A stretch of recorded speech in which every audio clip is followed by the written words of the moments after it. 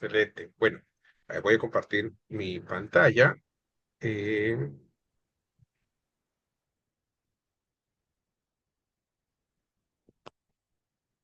bueno,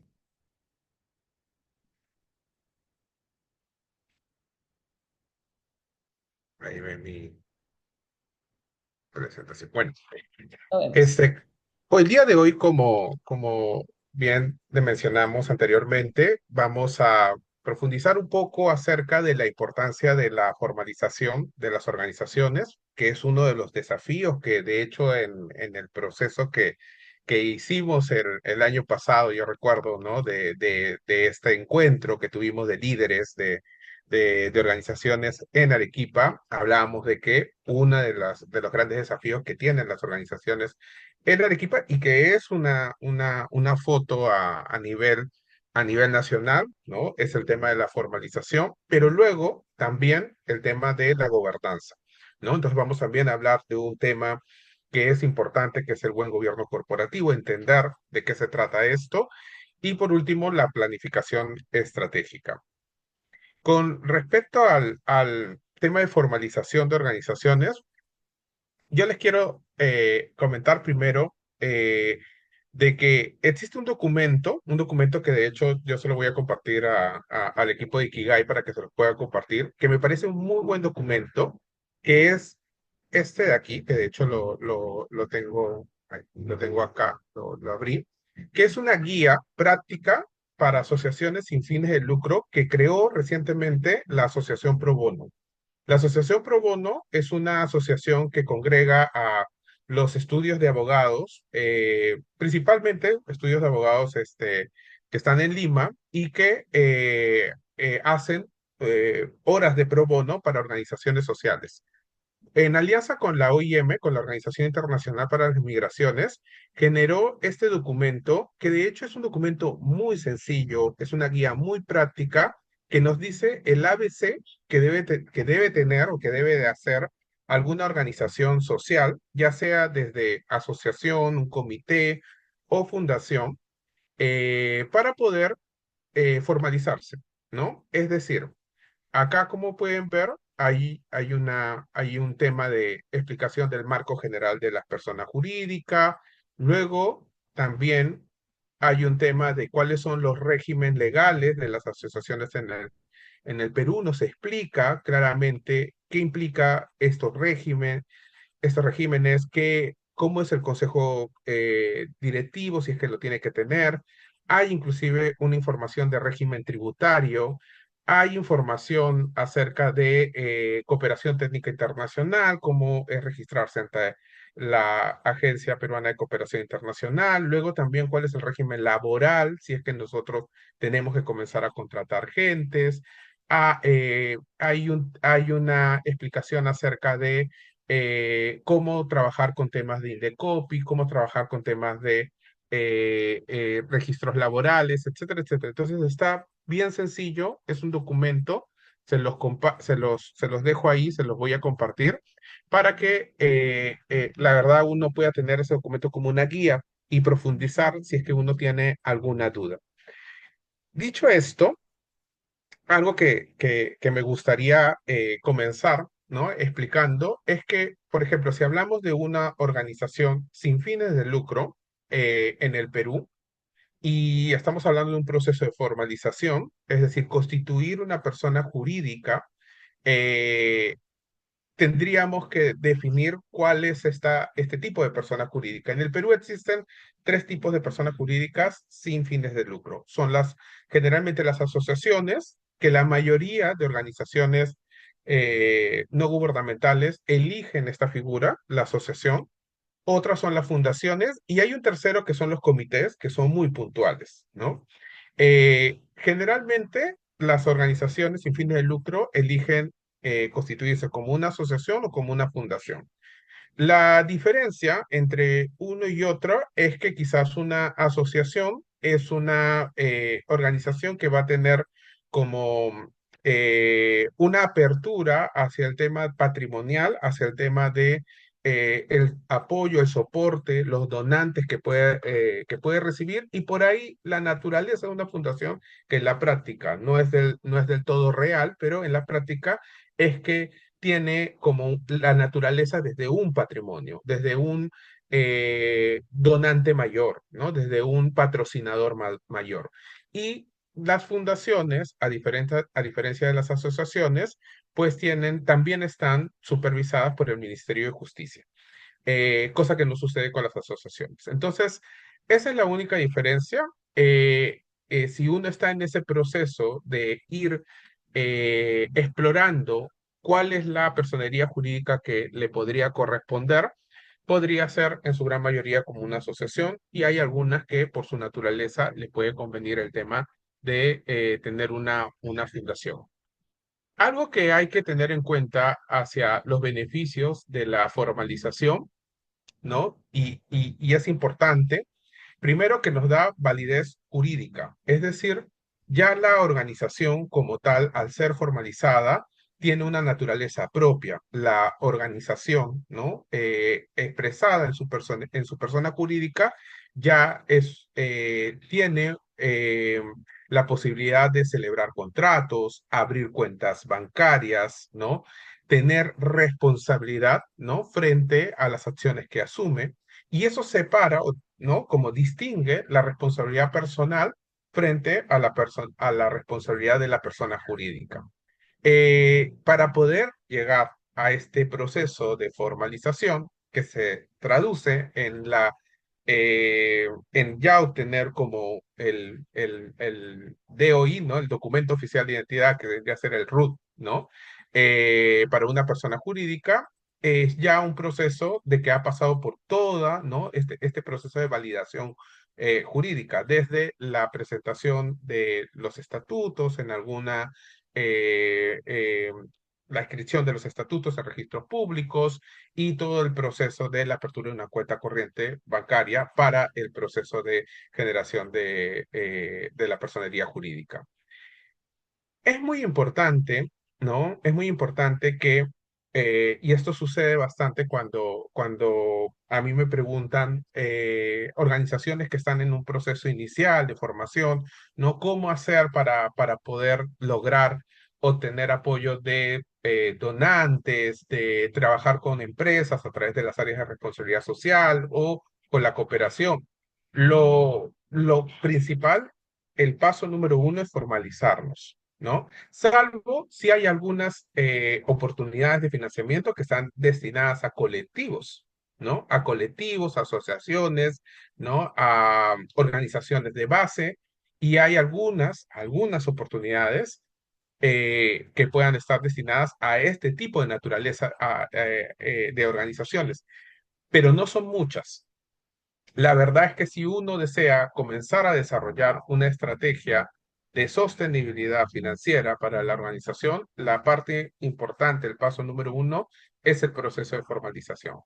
Y es así como se aperturan las oportunidades económicas, porque también si uno desea trabajar con una empresa, es muy probable que las empresas, para poder colaborar contigo, te van a pedir que seas una entidad perceptora de donaciones y que tengas la posibilidad de emitir certificados de donación, ¿no? Y para poder llegar a ese punto, lo primero es tener una persona jurídica, ¿no? Constituida.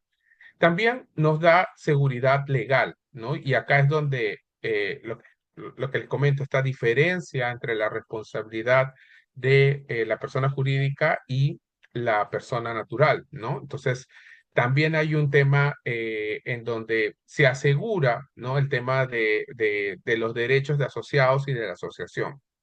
Y también hay un tema de competencia inteligente, es decir, se evita suplantaciones o robo de imagen, se comienza a generar una estructura de activos de la organización, ¿no? Y esos activos pueden ser tangibles como intangibles. Y dentro de los intangibles está el tema de la imagen, ¿no?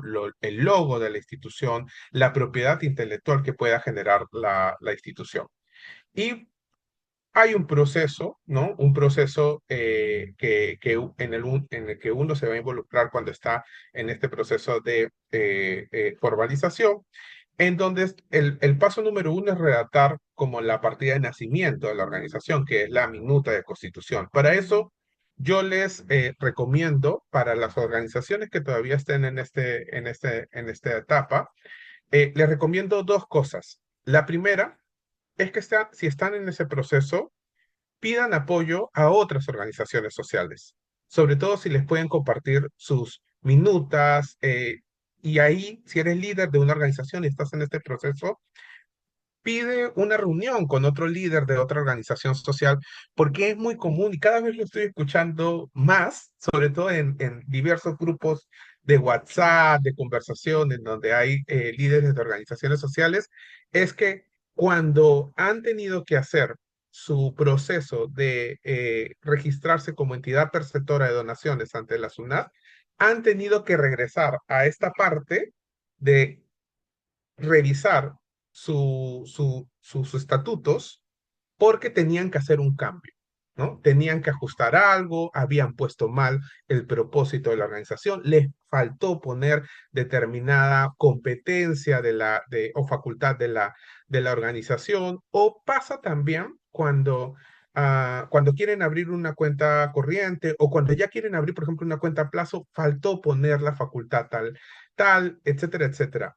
Y aquí, en el mundo de las organizaciones sociales, todo se va desarrollando en base a la praxis. Hay pocas herramientas como la que acabo de compartir de Asociación Pro Bono, que es una muy buena herramienta porque nos da un ABC de lo que tenemos que hacer, pero hay pocas herramientas y el sistema es colaborativo. Entonces, paso número uno, conectarse con otros líderes y pedir ese feedback, ¿no? ¿Qué le pasó?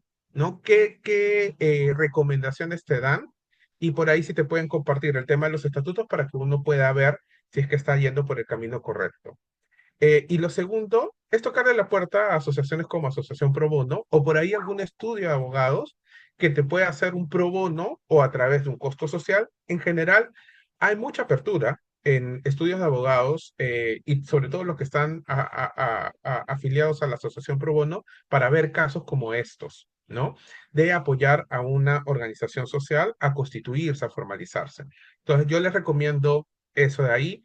Y algo que sí es importante dentro del proceso, porque es un proceso que yo les recomiendo que puedan conversarlo, que puedan dialogarlo para poder saber qué cosas hay, qué cosas han hecho otras organizaciones.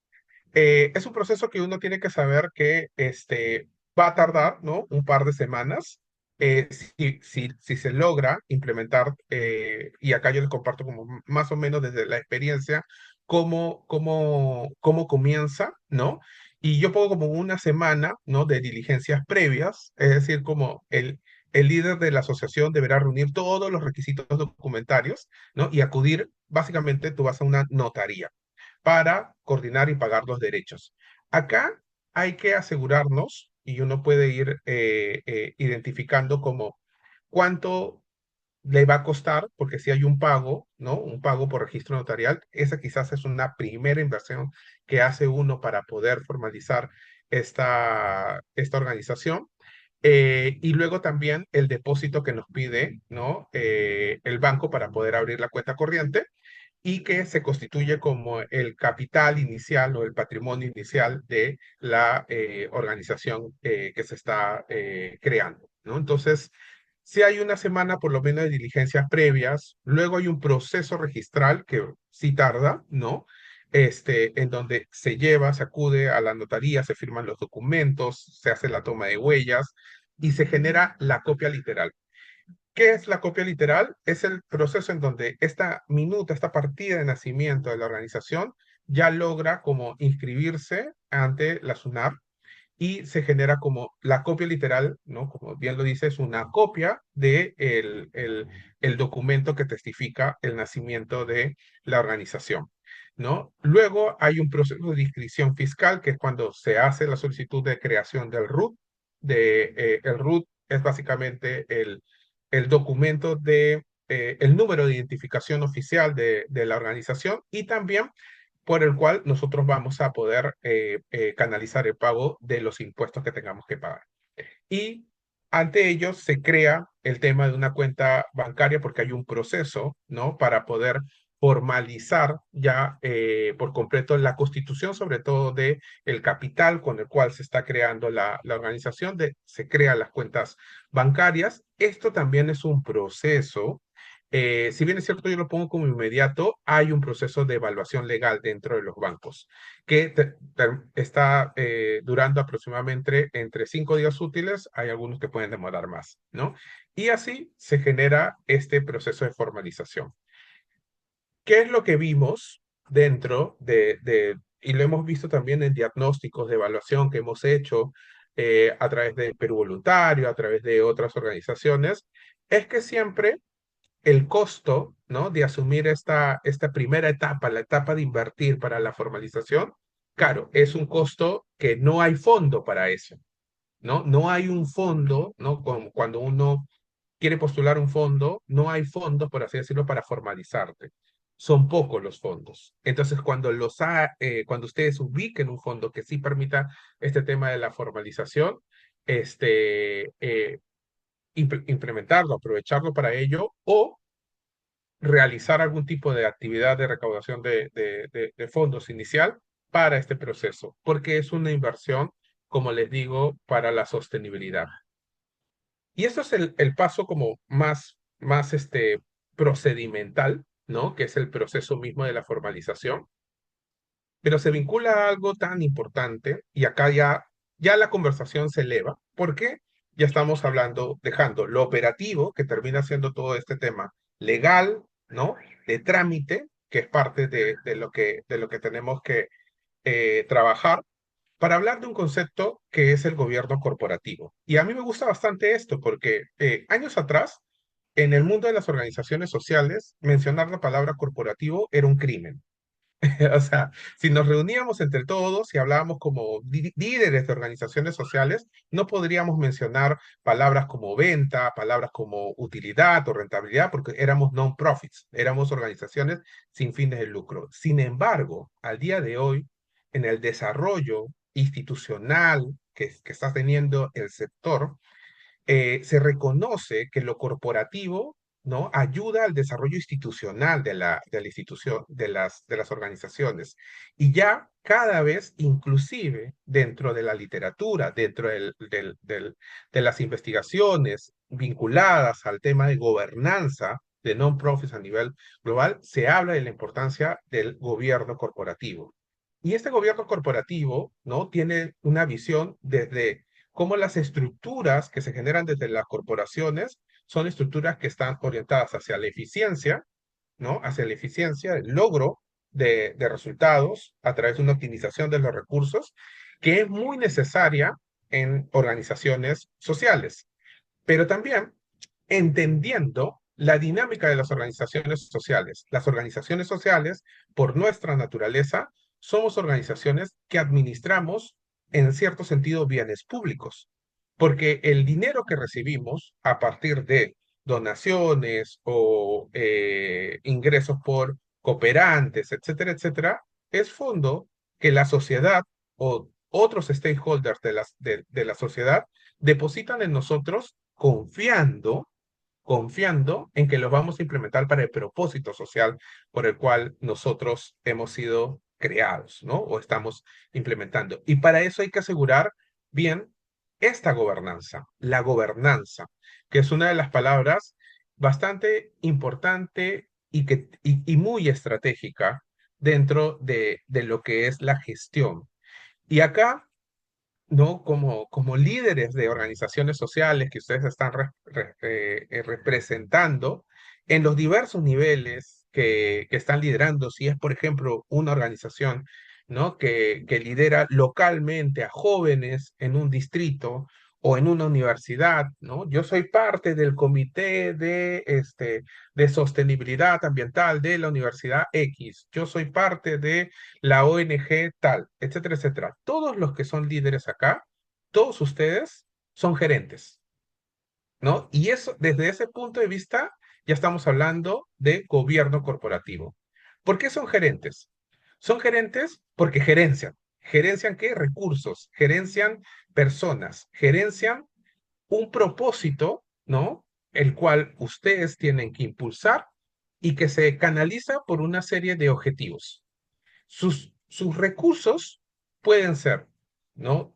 Como muy limitados, pueden ser como ajustados, pueden ser quizás los necesarios, pero son recursos. Y son recursos que se van a administrar para poder llegar a ese propósito. Esos recursos, quizás en este momento, en algunos casos no son recursos monetarios, pero son recursos, como por ejemplo el talento que ustedes tienen como voluntarios, ¿no? Los espacios que ustedes tienen de apertura por diversas relaciones o alianzas que puedan tener, ¿no? Y así sucesivamente, las metodologías que puedan implementar son recursos y ustedes tienen que gerenciar. Hay organizaciones, ¿no? En el ecosistema, en la sociedad, que ustedes desean convencer, ¿no? Y desean convencer a que apuesten en su propuesta para poder llegar a su propósito. Si yo, por ejemplo, soy una organización que quiero luchar contra el cambio climático en el distrito de Yanaguara, ¿no? Porque quiero promover el tema de la mejora de los residuos por parte de la comunidad en general. Yo necesito recursos para hacer una campaña, para involucrar, para hacer alguna feria, etcétera, etcétera. Entonces necesito tocar puertas y necesito que me auspicien. Si yo deseo lograr eso, es un tema de gestión de algo muy importante dentro de las organizaciones sociales que se llama la confianza. Nosotros, los que somos gerentes de organizaciones sociales, básicamente somos responsables de gerenciar diversos recursos, pero el recurso más preciado, el que tenemos acá delante de nuestras manos en todo momento, y es muy frágil, es como si fuera un vaso de cristal, ¿no? Que sabemos que el cristal, que cuando se cae al piso, se quiebra, ¿no? Y difícilmente puede sobrevivir. Es muy frágil. Y ese recurso es la confianza. Nosotros somos gestores, somos gerentes de confianza.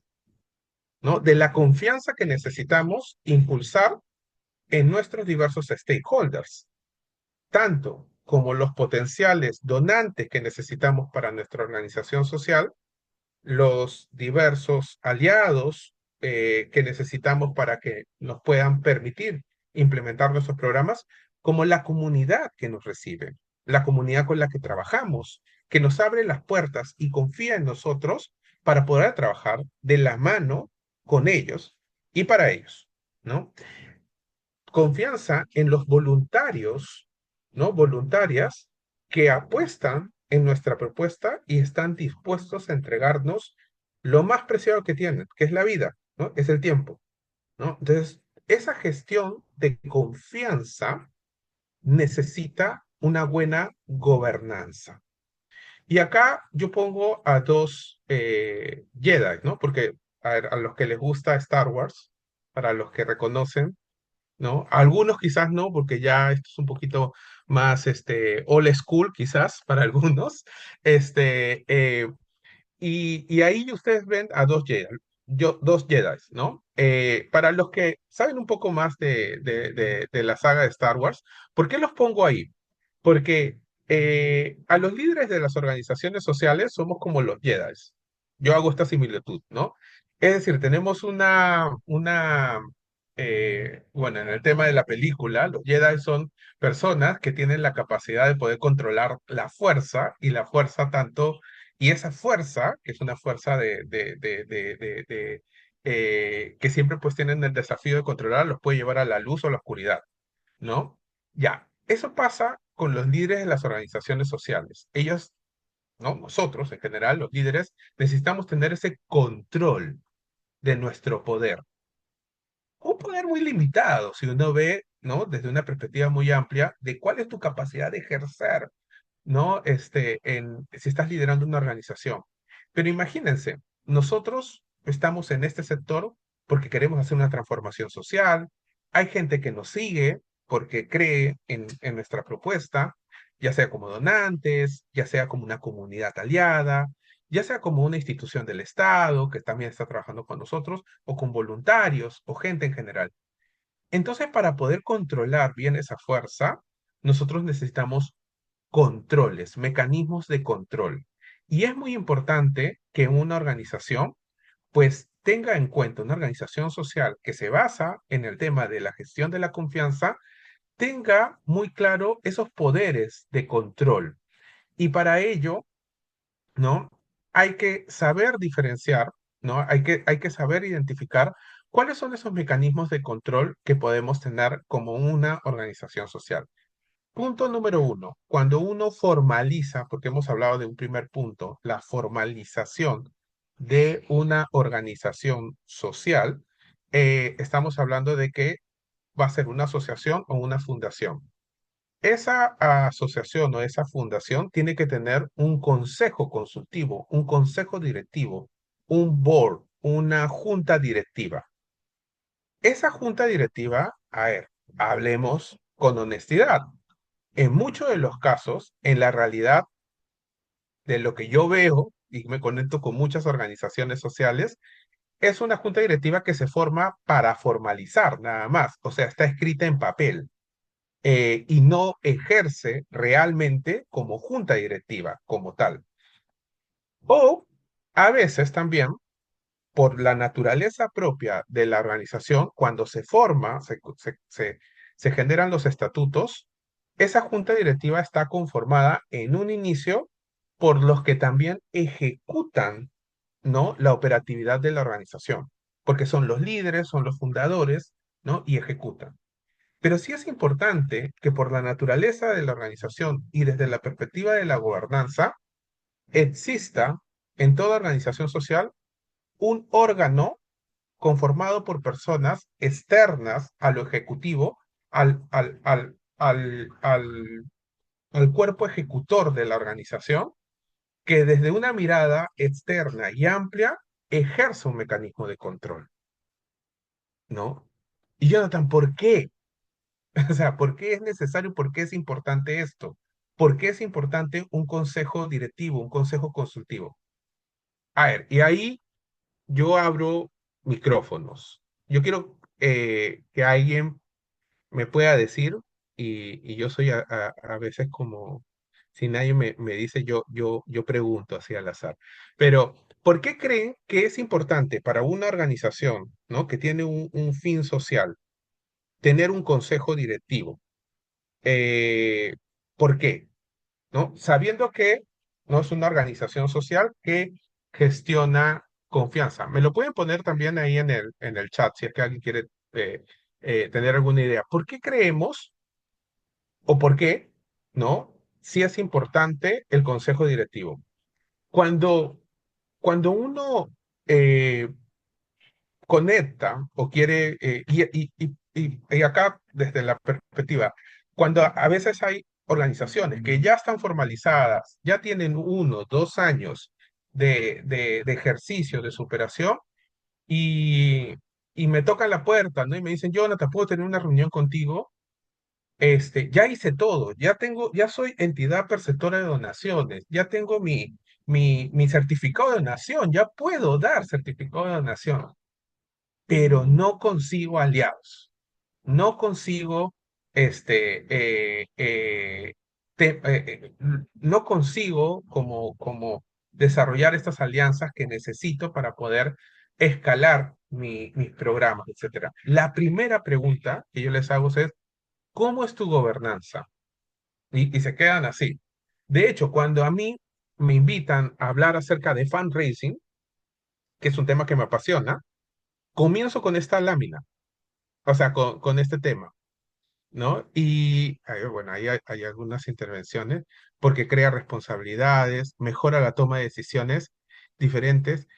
Esas personas externas llegan a ser claves, no solo dan otra mirada, sino que crean balance. Qué buena palabra, Yelisa, balance. ¿Qué pasa en una organización, ¿no? En una organización que está dirigida por alguien, imagínense, y puede ser el caso de muchas organizaciones aquí. Yo soy el fundador, yo la creo, yo estoy dentro del estatuto, yo la lidero, yo soy el gerente general. dame plata. Yo como el financista, ¿yo qué digo? Mayday, alerta. Puede ser inclusive la persona más como con más credibilidad de tu comunidad, etcétera, etcétera, pero ¿quién te controla? ¿Qué pasa si mañana, más tarde, tú, Pepita, te enamoras de un francés y decides dejar todo y te vas a Francia, ¿no?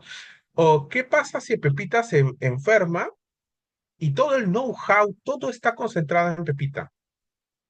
Yo, como financista, ya sea empresa, cooperación, gobierno multilateral, hasta Estado, yo te veo como una inversión.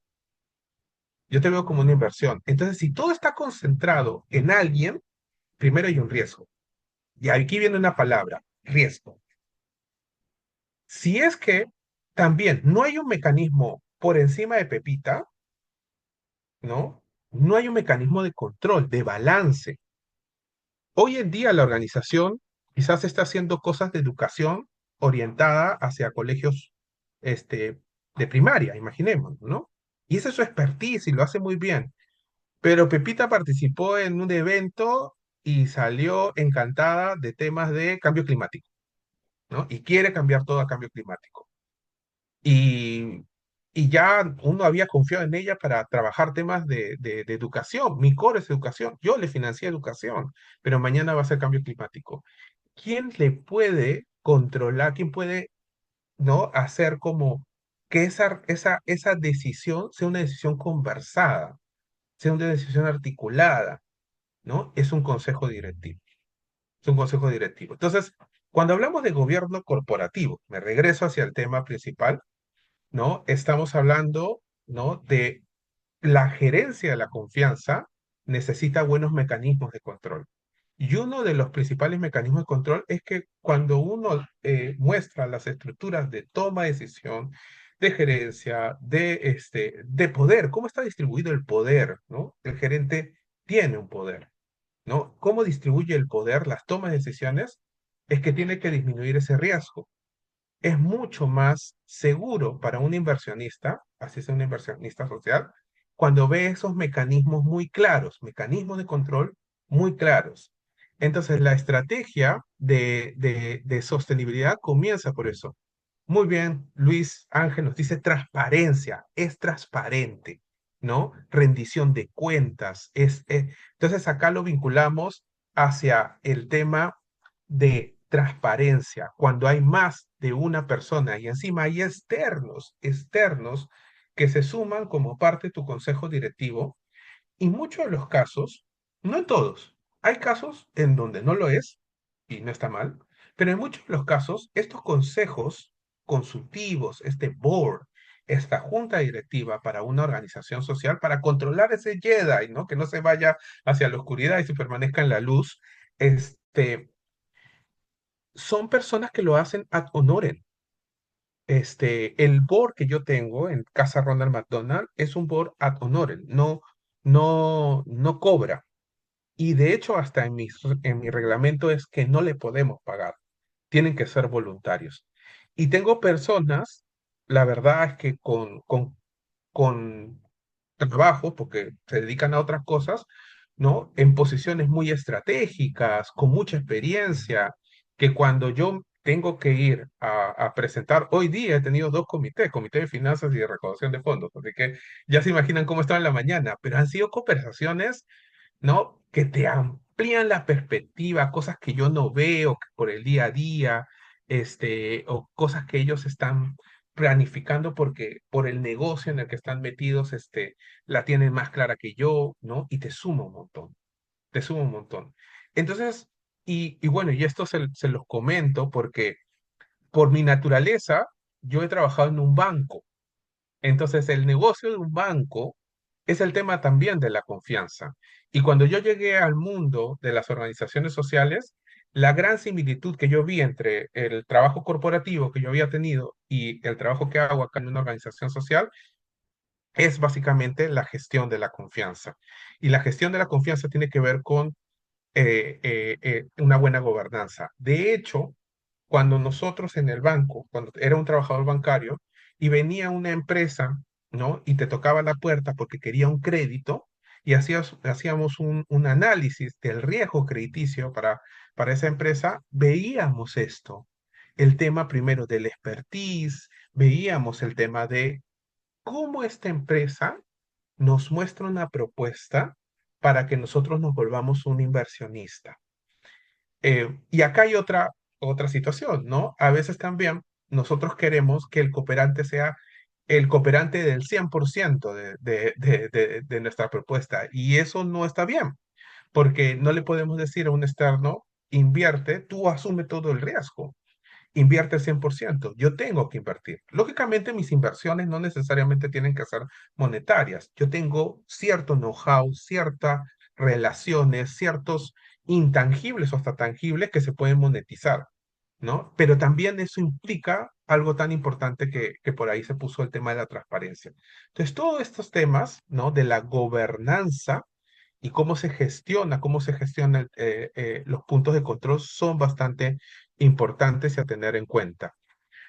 Cuando, y acá amplío la figura porque quizás también pueden haber líderes acá de empresas, ¿no? Y empresas que tengan un propósito social, porque también los hay.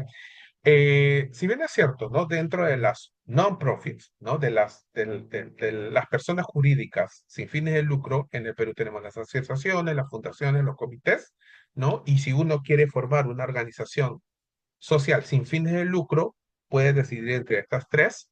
Generalmente, su gran mayoría eligen una asociación, pero también hoy en día hay emprendedores sociales, ¿no? Empresas que nacen con un propósito social muy claro. Son profits, ¿no? Van a generar utilidad, pero va a estar encaminada, ¿no? La línea de negocio va a estar encaminada hacia tener un propósito social.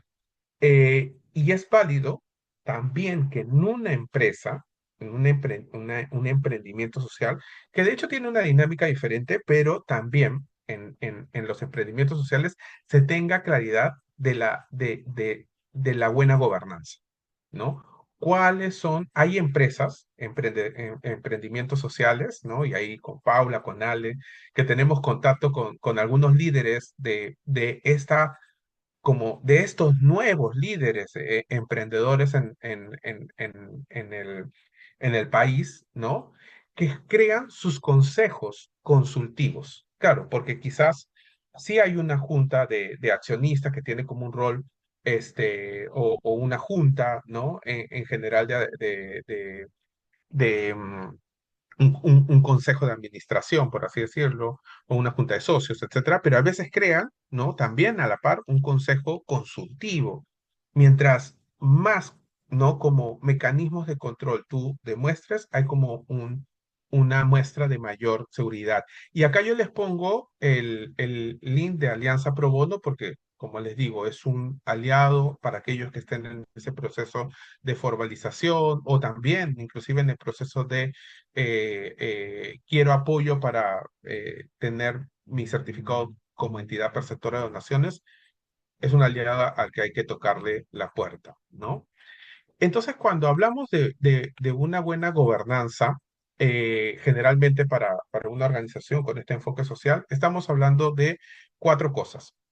Eh, Cuando hablamos de distribución, la distribución de la responsabilidad, del poder, ¿no? Y esto puede estar distribuido entre el consejo y el personal.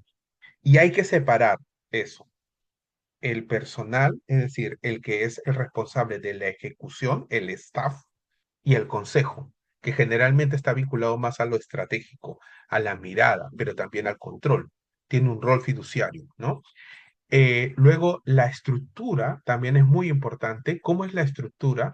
Y acá en la estructura, en el tema de la gobernanza, hay que seguir también no solamente esa estructura entre el consejo consultivo, el staff, sino también cómo el staff o cómo la estructura de la organización está orientada hacia el propósito de la institución.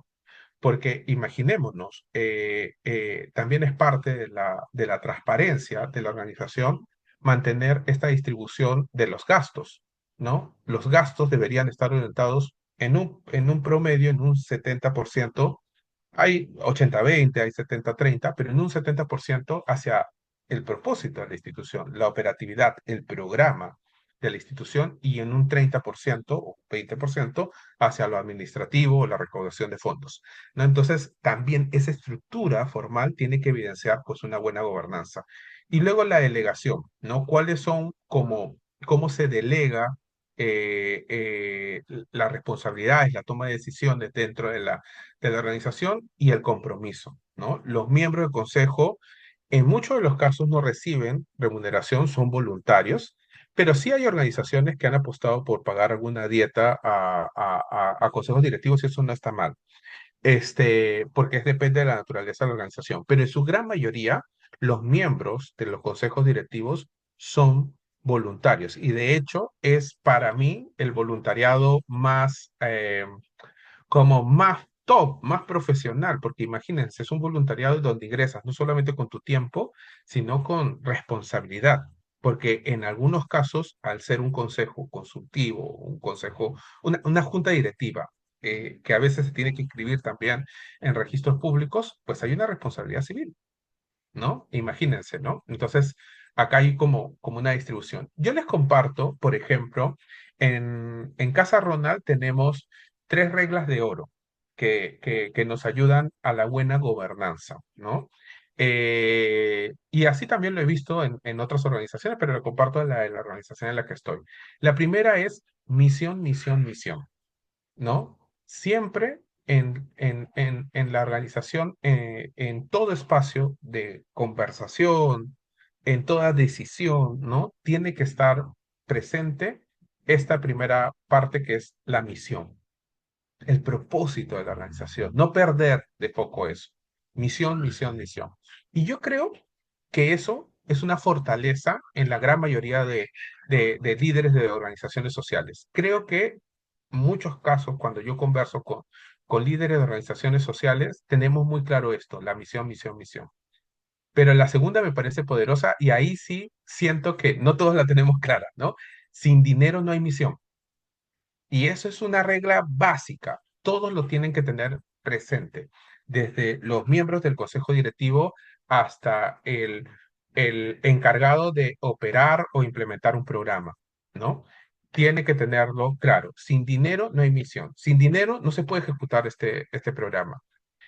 Y a veces sucede, ¿no? De que hay organizaciones que tienen tiempo, ¿no? Tienen muy buen expertise, ¿no? Programas magníficos, ¿no? Pero no han logrado el tema de la sostenibilidad financiera.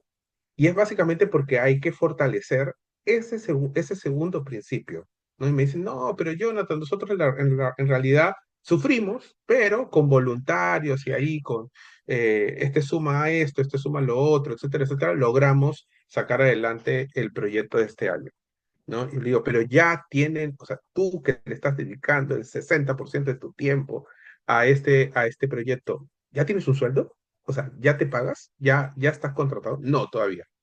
Ya, entonces eso no es tan sostenible, ¿no? ¿Y cómo revierto eso? ¿Cómo revierto eso, Jonathan? ¿No? Desde la gobernanza es esto, mételo en tu estrategia. Sin dinero no hay misión, ¿no? Entonces, como estas personas con la que converso me dice, no, no, todavía no, no hemos logrado llegar a esto, pero ya nos tocó la puerta a la municipalidad de X para pedirnos que intervengamos y vamos a intervenir. Pero ¿cómo vas a intervenir si con el proyecto que ya tienes en marcha todavía no has logrado el tema de la sostenibilidad financiera, la cobertura de por lo menos un sueldo para ti, para alguien más, etcétera?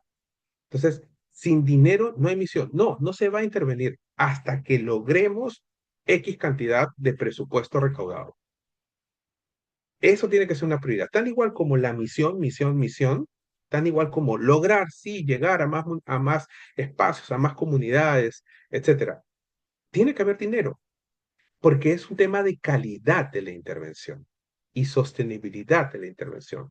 Es un compromiso y una responsabilidad con la comunidad con la que estamos trabajando. La comunidad con la que entramos y le decimos, vamos a trabajar con ustedes. Entonces, de manera responsable, hay que poner eso en el ADN, en la conversación. Más allá del tema de la misión, que es cuando conversamos del programa, la teoría del cambio, la propuesta metodológica, hagamos esta dinámica, no hagamos esta dinámica, tan igual como esos temas, que son los temas que generalmente nos apasionan a los líderes sociales, en la agenda de la reunión hay que poner el tema del dinero, los recursos. Sin dinero no hay misión. Entonces, se tiene que poner.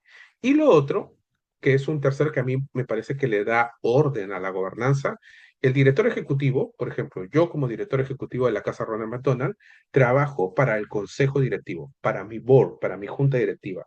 Yo hoy día en la mañana estaba dando reporte a mis jefes, ¿no? En comité de finanzas y comité de recaudación de fondos. Pero el equipo ejecutivo trabaja para mí, trabaja para el director ejecutivo, ¿no? Y esto genera orden. Genera orden porque cuando entra un consejo directivo, el consejo directivo tiene que saber que hay un punto focal, que hay alguien aquí que tiene que canalizar sus directrices, que es el director ejecutivo. Y el director ejecutivo tiene que tener un staff, ¿no? Un staff que pueda permitir ejecutar e implementar la propuesta programática, ¿no? Y esto se tiene que tener claro. Esas son tres políticas, tres reglas de oro que nosotros tenemos, que siempre es como un principio al cual evocamos cuando necesitamos acordarnos de algo, ¿no? Como por ejemplo, oye, estamos emocionándonos con este proyecto, pero no hay dinero. Ah, sin dinero no hay misión. O estamos hablando mucho de dinero en una organización, en una reunión, y decimos, oye, misión, misión, misión, hablemos de la misión, ¿no? O por ahí, ¿no? Hay alguien del consejo directivo que quiere darle una directriz a alguien de mi equipo. Oye, yo trabajo para el consejo directivo, mi equipo trabaja para, ¿no? Y esas directrices las tenemos que tener muy claras. Cuando tú tienes esos tres principios, estamos hablando, ¿no? De que hay una gobernanza clara, ¿no? Y yo les recomendaría que tengan estas directrices, no necesariamente estas tres, ¿no? Pero podrían tenerlas en base a la naturaleza de la organización. Y acá yo les presento como unas buenas prácticas de gobernabilidad, de gobernanza, ¿no? Que son importantes, ¿no? Estas juntas directivas, esto pasa ya con ya estamos a otro nivel, ¿no? Ya pasamos de formalización, estamos pasando ya a una organización que tiene juntas directivas. También pasa que hay juntas directivas eternas, ¿no? Pero Jonathan, es que el señor X es el donante principal de la organización.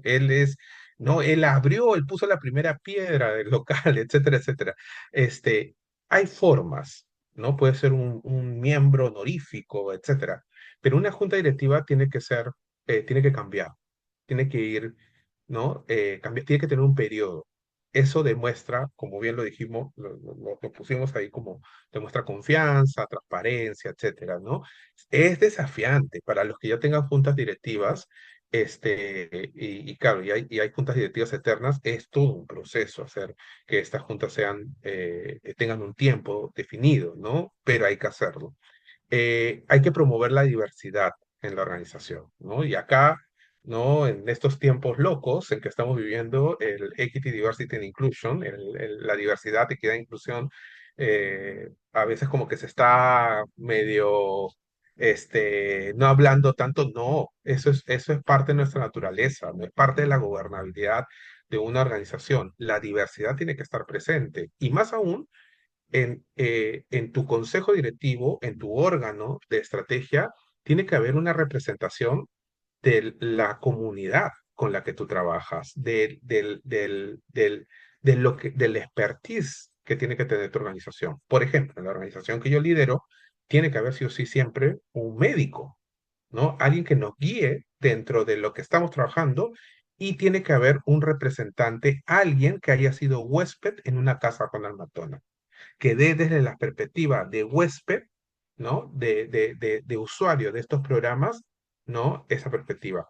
Lo mismo me pasaba cuando lideraba Techo. O sea, en Techo tenía que haber alguien que había sido voluntario, que había trabajado desde el voluntariado en sí, en la organización, y en muchos espacios se involucran a líderes comunitarios. Eso es parte importante. Y la diversidad, diversidad. Imaginemos en una organización social donde el consejo directivo son puros hombres. O sea, que eso es algo un poco común en juntas directivas, sobre todo de algunos sectores corporativos, ¿no? Todavía hay un desafío ahí a un rol, ¿no? De mayor apertura al rol y participación de la mujer. Pero imagínense en una organización social donde toda la junta directiva sean hombres. ¿No? Entonces, ahí hay que cuestionar, ¿no? Ahí la diversidad tiene que ser o parte, y acá yo también, temas polémicos, que yo siempre los cuestiono en la organización en la que estoy, en donde, por ejemplo, tu organización, el staff de tu organización, el voluntariado de tu organización, tiene que ser diverso, tiene que ser inclusivo, tiene que estar como parte, ¿no? De tu naturaleza. Hay que cuidar desde la gobernanza la recaudación de fondos y hay que trabajar en la estrategia. Y esto es algo que vamos a profundizar, ¿no? Tiene que haber políticas de conflicto de intereses, tiene que haber una evaluación del desempeño, eso es parte importante. Tiene que haber requisitos claros para quien quiera ser miembro de un consejo directivo y quien quiera asumir la dirección ejecutiva, la gerencia general o el liderazgo de la organización. Eh, a veces se trabaja en temas de comités y tiene que haber un programa de formación para nuevos miembros, para gente que quiera ser parte de estos órganos de control de la organización y se tiene que generar estándares de transparencia. Estándares de transparencia es que tiene que haber un presupuesto básico, pero tiene que haber un presupuesto proyectado, tiene que haber informes, ¿no? Informe de cómo está la gestión. Por ejemplo, una buena forma de generar un informe de manera básica es acostumbrándonos a hacer una memoria anual. Una memoria anual, una recopilación de todo lo que hemos hecho durante el año. Y bueno, acá en planificación estratégica, este, ya teniendo claro, ¿no? El tema de la gobernanza, ¿no? Ahora hablamos de la estrategia. Y la estrategia es parte importante porque la estrategia es básicamente cuál es la ruta que yo voy a impulsar, ¿no? ¿Cuál es el, el, el camino, ¿no? Que yo me voy a trazar para lograr un objetivo en común, ¿no? O sea, ¿cuál es el objetivo? Generalmente el objetivo de una organización está basado, pues, en la misión de la institución, pero para ser más específico, ¿no? Esto le damos una temporalidad, ¿no? Puede haber una estrategia a largo plazo, y esta estrategia a largo plazo, hoy en día, ¿no? Cuando se habla de estrategia a largo plazo, se habla entre 3 y 5 años, ¿no? ¿Dónde queremos estar de aquí a los próximos 3 años, a los próximos 5 años, ¿no? ¿Y cuál es la ruta que yo voy a seguir? Y la estrategia es sumamente importante para organizaciones como las nuestras porque tenemos objetivos muy grandes, queremos transformar la sociedad que queremos hacer, ¿no? Lograr un mejor, ¿no? Un mejor ecosistema, una mejor comunidad, etcétera, etcétera. Queremos erradicar algún problema. Son deseos, son objetivos muy grandes y los recursos siempre son muy limitados. Entonces, cuando los objetivos son muy grandes y los recursos muy limitados, es necesario, ¿no? Es necesario discutir la estrategia. Porque la estrategia te va a permitir focalizar, ¿no? Es decir, priorizar. Priorizar qué es lo que tú tienes que hacer para poder lograr esos objetivos. Generalmente, y acá yo les pongo como una pirámide estratégica que es la que trabajamos en Casa Ronald. Y por ejemplo, nosotros tenemos una planificación a largo plazo. Y esta planificación, ¿no? Generalmente, bueno, ahora, al principio lo hicimos a 5 años, ahora lo hacemos a 3. ¿Por qué? Y bueno, cada vez se reduce, ¿no? Ahora a 3, porque los escenarios en el mundo están bien, movidos, ¿no? Y planificar ya 5 años se ve muy ambicioso. Entonces, ahora planificamos para 3. ¿Y qué está en la cima? de esta pirámide está la misión, la visión, los valores. Hoy en día también nuestro propósito, que es parte importante, el propósito de una organización. Y esto, ¿no? Como en la pirámide, poner la misión, la visión, los valores, el propósito de la institución, es porque te da el foco hacia dónde tú quieres llegar, ¿no? La visión de la organización, la visión nuestra, ¿no? Está orientada hacia que ningún niño, ¿no?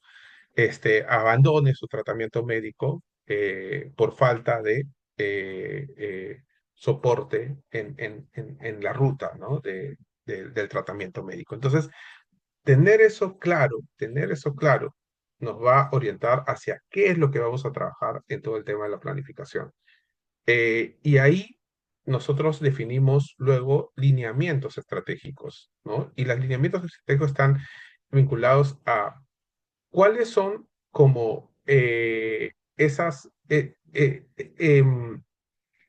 esos campos de acción que tenemos que definir, ¿no?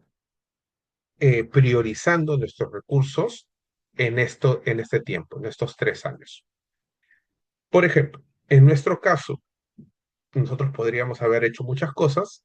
Nosotros priorizamos 3 lineamientos estratégicos en nuestra planificación 2020-2025. Tres lineamientos estratégicos. Profundización de los programas, recaudación de fondos, la diversificación de la recaudación de fondos y la gobernanza. 3. Nosotros dijimos, vamos a trabajar en esos 3. ¿Y qué pasaba cuando te tocaban la puerta por algo que estaba fuera de ello? Entonces uno tenía que ver si es que no, te quitaba de foco, no estaba como dentro de un lineamiento estratégico, o te podría hacer peligrar de que tú te desenfocaras, ¿no? De lo que ya habías planificado y decíamos que no, ¿no? Y la verdad es que todo lo que teníamos que hacer tenía que estar orientado hacia eso. Profundización de los programas, diversificación de la recaudación de fondos y optimización de la gobernanza, ¿no? Lógicamente, cada uno de esos lineamientos estratégicos los íbamos definiendo, aterrizando, ¿no? Y teníamos que definir cuáles eran nuestras ventajas competitivas. ¿Cuáles eran nuestras ventajas competitivas? Y en base a esas ventajas competitivas, abrazar nuestra planificación. Eh, y esto es un ejercicio que la otra vez que participé en un evento de Fundación Oli, este, y vi que eh, una fundación que se llama Irradia Red hizo un ejercicio a líderes de organizaciones sociales en identificar cuáles eran sus principales activos o recursos que tenían, no solamente monetarios. Y yo vi que había mucha dificultad para definir cuáles eran tus recursos. Y acá, ¿no? Parte para poder llegar a tu ventaja competitiva, un primer paso es identificar cuáles son tus recursos, todos los recursos que uno pueda identificar. Desde, por ejemplo, recursos que tiene la Casa Ronda, y luego se podrían volver una ventaja competitiva, ¿no? Nosotros tenemos convenios institucionales con las principales redes de salud, con eSalud y con el MINSA, convenios macro, ¿no? Luego eso se vuelve una ventaja competitiva, porque por tener esos convenios podemos implementar programas en hospitales, ¿no? De todos los niveles, etcétera, etcétera. Pero si yo no tengo claro como qué es un recurso, por ahí solamente me hubiese quedado como, bueno, tenemos 3 locales y tenemos tanto dinero en cuenta corriente. No, y los recursos son todos. Tenemos una capacidad de movilización de X cantidad de voluntarios, ¿no? Con este perfil. XXXX. Y esto es un ejercicio de ir identificando cuáles son como estas fuentes, eh, eh, em,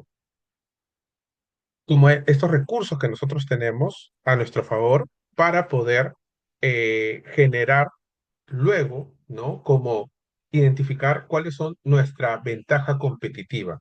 Y la ventaja competitiva, por ejemplo, que nosotros identificamos primero, ¿no? Como una organización, que somos una organización técnica.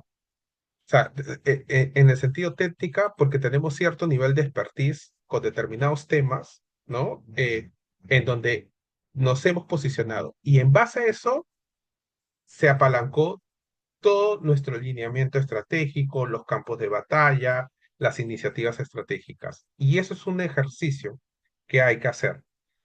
Yo les dejo esta pirámide estratégica, ¿no? Que hay una serie de preguntas que te ayuda a desarrollar. Y básicamente, ¿no? Esto sigue como esta dinámica que de hecho nosotros lo trabajamos con Price, y me pareció como bastante interesante como trabajarla, porque cuando tú conversas acerca de la estrategia, tú tienes que saber discutir sobre dónde, en qué lugar, ¿no? En qué zona, ¿no? ¿Cuál va a ser tu campo de batalla? ¿No? ¿En qué lugar tú vas a intervenir, tú vas a poder trabajar, ¿no? Y aquí hay que identificar qué es lo que crea valor, ¿no? ¿Qué es lo que está creando valor para en nuestro caso, para los usuarios, para las familias, ¿no? ¿Dónde podemos crear valor? Y a partir de eso es definir qué es lo que vamos a ofrecer y a quién, ¿no? ¿Cuál va a ser nuestra oferta de productos y servicios? Y luego, ¿cuáles son las capacidades que tenemos que desarrollar? ¿Cuáles tenemos, que hay que fortalecerlas? ¿Y cuáles son las capacidades que hay que desarrollar? ¿Qué eres bueno tú haciendo? ¿No? ¿Qué crea valor para tu organización? ¿Y cuál es tu oferta de productos y servicios? Entonces, cuando tú tienes esas preguntas, las respuestas a esas preguntas de manera clara, entonces tú ya puedes ir construyendo tu estrategia, ¿no? Yo les dejo también acá un cuadrito, que de hecho lo tengo también en Excel, que se los puedo compartir, para que esto puede ser un cuadrito básico de una estrategia que ustedes pueden ir armando. Primero, lógicamente, hay que definir nuestra visión, nuestra misión y nuestro propósito. El propósito a mí me parece muy importante porque el propósito a mí me ayuda cuando se me presenta una oportunidad que por ahí es nueva, no está tan conectado, yo no encuentro por ahí como la conexión de manera inmediata con lo que hacemos, yo me pregunto ¿esto está dentro de nuestro propósito? Si está dentro de nuestro propósito, nos involucramos. Si no, no es lo nuestro. Y el propósito a mí me ayuda bastante para eso. Lo otro que es bastante importante eh, son los valores, ¿no? Y ahí está como la base de la institución. Los valores son los principios bajo la organización trabaja y lo que permite a una organización poder identificar, por ejemplo, con qué otra organización vas a trabajar o identificar a quién sumas a tu equipo, que es lo más valioso que uno debe tener, ¿no? ¿A quién sumas a tu equipo? Y los valores hay que tenerlos muy claros. Luego de definir esta visión, propósito, misión, los pilares estratégicos, ¿no? ¿Cuáles son nuestras prioridades? ¿En qué nos vamos a enfocar? Un proceso de planificación estratégica es un proceso de priorización, de foco. No se puede hacer todo porque los recursos son limitados. El tiempo es limitado, ¿no? Entonces, hay que definir cuáles son esos pilares. Y a partir de esos pilares, que uno podría decir, bueno, yo voy a trabajar en temas, bueno, por lo que he escuchado, gobernanza o también en temas de recaudación de fondos, o voy a seguir como perfeccionando mis programas. Y a partir de eso, se generan esas iniciativas. Esas prioridades tienen que estar vinculadas, tienen que estar fuertemente vinculadas hacia el tema de cuáles son tus capacidades, en qué uno es bueno haciendo, ¿no? Por ejemplo, cuando uno hace el análisis de yo soy bueno haciendo programas, pero soy malo recaudando fondos, ¿no? Entonces, bueno. Entonces, ¿cuáles son los pilares estratégicos que nosotros vamos a trabajar? Bueno, en el tema de programas, si eres bueno haciendo programas, implementando los programas, como un pilar vamos a poner el tema de posicionamiento de nuestros programas, porque somos muy buenos. Entonces hay que contar más lo que estamos haciendo y cómo estamos transformando. Si es que hay un tema vinculado a que somos malos recaudando fondos, entonces hay que ponerlo como un pilar pero orientado a generar esa capacidad. La iniciativa va a tener que ser, generemos capacidades de recaudación de fondos. Llamemos personas que lo sepan hacer, conectemos con otras personas, etcétera, etcétera. Entonces, esa pregunta de cuáles son estas capacidades que nosotros tenemos, en qué sabemos hacer, qué no sabemos hacer, van a ser lo que nos va a guiar hacia cuáles son los pilares estratégicos, ¿no? Y muy importante, luego de tener definidos los pilares del tema de las iniciativas, las métricas. ¿Cómo vamos a medir eso? ¿No? ¿Cuál va a ser el indicador que nos va a medir? Y yo aquí, recomendación, no tengan muchos indicadores, tengan pocos, pero estratégicos. De hecho, yo tengo un Balance Scorecard, que es como un cuadro en mano integral, ¿no? De la planificación estratégica, y tenemos solamente 8 indicadores. Nosotros tenemos 8 indicadores que son los que sabemos que nos mueven la aguja. Ingresos, gastos, porcentaje de inversión social, porcentaje de gasto administrativo, porcentaje de gastos en recaudación de fondos, meses de cobertura, número de familias impactadas por los programas, ¿no? Y porcentaje de abandono de tratamiento médico del total de los programas. 8. Esos 8 a mí me guían todo. ¿Cómo vamos en ingresos? ¿Cómo vamos en gastos? ¿Cómo voy en la inversión social? ¿Cómo voy en la inversión administrativa? ¿Cómo voy todo lo demás? Podríamos armar 10.000 más. Y a mí que me gusta mucho la estrategia y a mi equipo también, fue un llanto cuando pasamos la podadora, ¿no? Y comenzamos a eliminar, porque el primer resultado de la planificación fueron 50 KPIs, ¿no? Pero hay que medir cuánto ingresa por cooperación frente a alianzas corporativas. Ya esa es una medición puntual que la hablaremos en un espacio de recaudación de fondos. Pero yo necesito tener en mi planificación estratégica 8 indicadores que me midan, que sean la brújula de cómo vamos. Esos 8 indicadores que yo les he hablado es lo que guía la planificación estratégica de la organización. Entonces, definir bien eso, ¿no?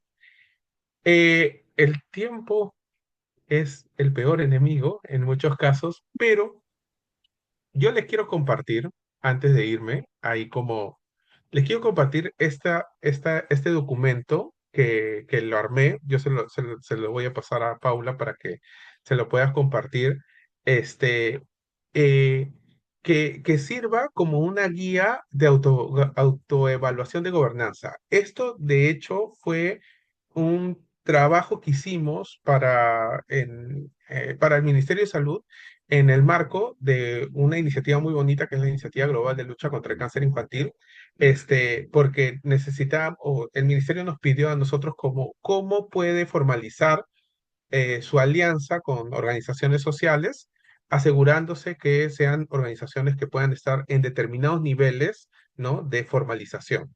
Entonces armamos como esto para compartirlo con todas las organizaciones que éramos parte que somos parte de esta iniciativa. Y acá definimos como tres niveles de como formalización y gobernanza, ¿no? Un nivel básico, un nivel de organización de crecimiento y una gobernanza estratégica y sostenible, ¿no? Ya un nivel máximo. Entonces, yo les puedo compartir esto para que ustedes digan como, bueno, yo siendo un chef estoy en un nivel básico. Entonces, para poder pasar hacia el otro nivel, hacia una organización en crecimiento, entonces tengo que trabajar tal, tal, tal, tal, tal cosa, ¿no? Entonces, eh, para eso sirve esto de acá, eh, así que se los comparto, ¿no? Y nada, espero que haya servido el espacio. La verdad es que me gustaría conversar mucho más. Yo estoy a la disposición para cualquier consulta, duda, eh, eh, pueden compartir mi contacto, ¿no? Y puedo responder a preguntas que hayan quedado pendientes. Y nada, espero que les haya servido todo el espacio toda la información que he compartido el día de hoy. Muchísimas gracias, Jonathan. Efectivamente ha sido excelente. Creo que ha sido súper útil. Ahí justamente también. Y Elisa agradece, dice que ha sido una excelente clase. Así que muchas gracias, Elisa. Y también gracias por ofrecer eh, compartir tu contacto. Ahí lo voy a compartir Sí, también sí, sí. todos los materiales que nos estás ofreciendo y invitarlos a todos a hacerlo, ¿no? O sea, tener esta herramienta creo que va a ser súper importante para justamente llevarnos la clase a la práctica. Así que los invito a imprimirlo, pegarlo en la pared de la, de la organización y tenerlo cerca, Conversarlo, discutirlo con conversarlo, los líderes de la hablarlo organización, ¿no? constantemente. Sí, de verdad que nada, Jonathan, muchísimas gracias. Ahí también justo hay otros mensajitos por el chat. Elian dice muy gratificante esta reunión. Maricielo, gracias por lo compartido, las herramientas para fortalecer nuestra gobernanza. Melissa también agradece la clase de hoy. Brando, Kiara, muchísimas gracias a todos por su atención. De verdad que estamos muy emocionados de poder ser tantas organizaciones juntas hablando sobre esos temas tan relevantes. Les quería pedir si pueden prender su cámara, los que puedan, para una fotito final de la sesión. Así que mientras se van acomodando, les voy recordando que la siguiente clase será el día lunes y vamos a hablar sobre cómo identificar, ¿no? Y si tengo bien identificada la problemática que atiende mi organización y mi programa de voluntariado. Entonces vamos a revisar el árbol de problemas, vamos a hablar un poquito más sobre cómo se atienden esas problemáticas, cómo se entienden esas problemáticas, mejor dicho, y luego ya la siguiente sesión del miércoles hablaremos de cómo potenciar también nuestra propuesta de voluntariado. Ahí está, ya veo algunas caritas que se van prendiendo, muchísimas gracias. Hola Melissa, ¿cómo estás? Y Elisa también siempre con la cámara prendida. Débora, Lisbeth, ¿qué tal? Hola Stephanie, Juan, lo máximo. Genial, ahí está, se siguen prendiendo las camaritas. Hola Jimena, ¿qué tal? ¿Cómo estás? Qué bueno verlos, me encanta mirarlos, me encanta, me encanta. Ahora voy a decirles que prendan al inicio y al final. Flavia, Mayra, ¿qué tal? ¿Cómo están? Hola Lisbeth, lo máximo. Genial, entonces a ver, a la cuenta de uno, dos, tres. Uy, se siguen prendiendo camaritas, de nuevo, de nuevo. De nuevo para salir. A ver, a la cuenta de uno, dos, tres. Lo máximo.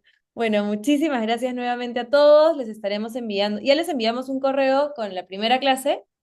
También les estaremos enviando un segundo con los materiales que nos ha compartido Jonathan y, por supuesto, los recordatorios. Así que nada, muchísimas gracias por participar de esta sesión. Que tengan un lindo resto de semana y ya nos volvemos a ver el lunes en nuestra tercera clase. Ya estamos a la mitad casi, ¿ya? Así que a ponerse las pilas. Nos vemos, chao, chao. Gracias, Jonathan. Nos vemos, gracias, Paula. Chao, Nos chao. vemos.